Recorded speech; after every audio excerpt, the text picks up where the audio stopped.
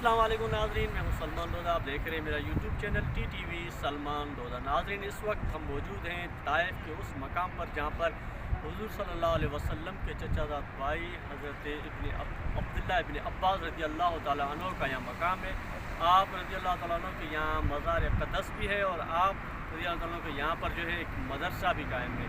حضرت ابن عباس رضی اللہ تعالیٰ عنہ وہ جن سے بہت ساری احادیث مروی ہیں. آپ صلی اللہ علیہ وسلم نے بچپن ہی میں جب آپ رضی اللہ تعالیٰ عنہ کی عمر 13 برس تھی، تب حضور علیہ الصلوۃ والسلام نے ظاہری دنیا سے وصال فرما گئے تھے. تو اس وقت آپ رضی اللہ تعالیٰ عنہ کو حضور علیہ الصلوۃ والسلام نے اپنے گلے سے لگایا اور ان کے لیے دعا کی کہ یا اللہ ان کا سینہ قرآن کی تعلیم کے لیے کھول دیں. تو حضرت ابن عباس رضی اللہ تعالیٰ عنہ نے اس مقام پر آپ یہ دیکھ سکتے ہیں، یہاں پر یہ جو ہے پورا ایک مدرسہ اور مسجد اس وقت یہاں قائم ہے، اور آپ رضی اللہ تعالیٰ عنہ کی آخری آرام گاہ بھی یہاں پر ہے.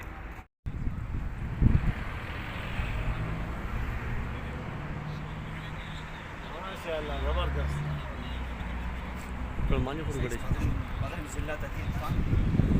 صبر کرے صبر کرے.